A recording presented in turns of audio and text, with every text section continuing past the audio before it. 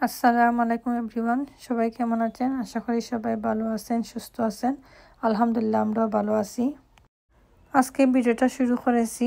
Last ভিডিওতে বলেছিলাম আমি বাংলাদেশে গিয়েছিলাম, আর আজকে বাংলাদেশেরই একটি ভিডিও আপনাদের সাথে শেয়ার করছি। বাংলাদেশে গিয়ে আমার আর তেমন রেকর্ড করা বেশি হয়নি, মনও ভালো ছিল না, আম্মাও অসুস্থ। তো আম্মাকে অসুস্থ রেখেই আমরা গিয়েছিলাম সবাই মিলে আমাদের গ্রামের বাড়িতে, যেহেতু আব্বার কবর আছে, দাদা দাদি সবার কবরটা দেখবো, বাড়ির সবাইকে দেখবো। আর খুব খারাপ লাগছিল এই প্রথমবার আম্মাকে রেখে। যেহেতু আমরা সিলেট থাকি, সবসময় বাড়ির জন্য আলাদা একটা টান থাকে। যখন স্কুল ছুটি হতো বা দেশে যেতাম, বিদেশে আসার পর সবসময় আম্মাকে সাথে নিয়ে আসতাম, কখনো আম্মাকে ছেড়ে আসা হয়নি।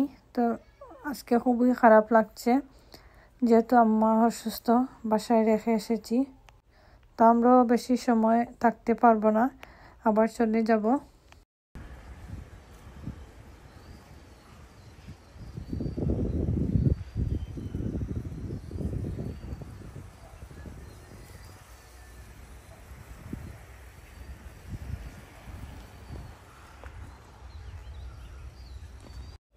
বাড়িতে আসলে সবসময় চেষ্টা করি, আমাদের পারিবারিক মসজিদ আছে, মুকাম আছে, আজকে ওখানে মিলাদ পড়ানো হবে। আর গ্রামের বাড়িতে দেখা যায় অনেক গরিব ছেলেমেয়েরা থাকে, ওদেরকে খাবার দেওয়ার জন্য বাবুর্চি দিয়ে বাড়িতেই একটা আখনির ব্যবস্থা করা হয়েছে, যেটা আমরা সিলেটে বলে থাকি সিন্নি।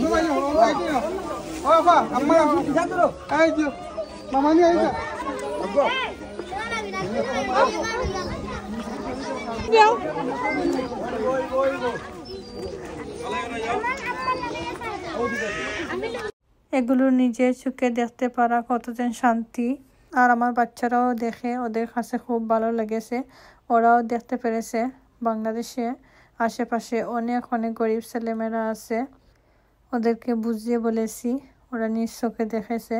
আর আমার তো বাংলাদেশের বাবুর্চির হাতের এই আখনিটা এত বেশি মজা লাগে, আমি তো প্রায় 2 দিন খেয়েছি, অনেক মজা হয়েছিল, সবাই খুব মজা করে খেয়েছেন।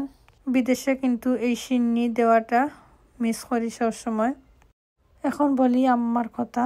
আম্মা কিন্তু হসপিটালে ছিলেন, ডাক্তাররা কিন্তু বলে দিয়েছিলেন বাসায় নেওয়ার জন্য, আর কিছু করার নেই, ওরা যতটুকু সম্ভব চেষ্টা করেছেন। আর আল্লাহ ইচ্ছা, আল্লাহ যতদিন হায়াত দিবেন ততদিন তো আল্লাহ দুনিয়াতে রাখবেন। তো আমরাই বলেছিলাম আমরা যেহেতু যাচ্ছি, আমরা বাংলাদেশে গিয়ে আম্মাকে হসপিটাল থেকে আনবো। তো আমরা এক এক করে, আমি তো আর আমার বোন আমরা একসাথে গিয়েছি, পরে আমার খালা, মামা, আমার ছোটো বোন অস্ট্রেলিয়া থাকে, সবাই এক এক করে যাওয়ার পর আম্মাকে আমরা হসপিটাল থেকে বাসায় নিয়ে এসেছি। আল্লাহরই ইচ্ছা, আম্মা সবাইকে দেখার পর কোনোভাবেই হসপিটালে থাকতে চাচ্ছিলেন না, বাসায় ফিরে আসবেন। বাসায় আনার 1 সপ্তাহ আম্মা বাসায় থেকেছেন। আম্মার রোগটা ছিল হার্টের প্রবলেম। হার্ট অ্যাটাক করার পর আম্মার হার্ট একেবারেই ব্লক হয়েছিল, কোনো কাজ করছিল না। ডাক্তাররা বলেছিলেন যে কোনো সময় কোনো কিছু হতে পারে। সব কিছু প্রথমে তো আল্লাহর উপর ভরসা করেই মনকে বুঝ দিয়েছিলাম। অ্যাটলিস্ট আমরা তো দেশে এসে আম্মাকে দেখতে পেরেছি, এটাই সবচেয়ে বড় সান্ত্বনা। বাসায় আনার 1 সপ্তাহ পরেই কিন্তু আম্মা হঠাৎ করে এই পৃথিবী মায়া ত্যাগ করে আমাদের সবাইকে ছেড়ে চলে গিয়েছিলেন। ইন্না লিল্লাহি ওয়া ইন্না ইলাইহি রাজিউন। আমি জানি এই ভিডিওতে আমি বয়স দিতে পারবো না, এই জন্য আমার এত বেশি দেরি হয়েছে। আজও আমি বয়স দিতে পারছি না, আমার কান্না চলে আসছে। মা এমন এক জিনিস, দুনিয়া কোনো কিছুর সাথেই তুলনা করা যায় না। আমি তো আম্মাকে হারিয়ে প্রায় পাগল হয়ে গেছিলাম।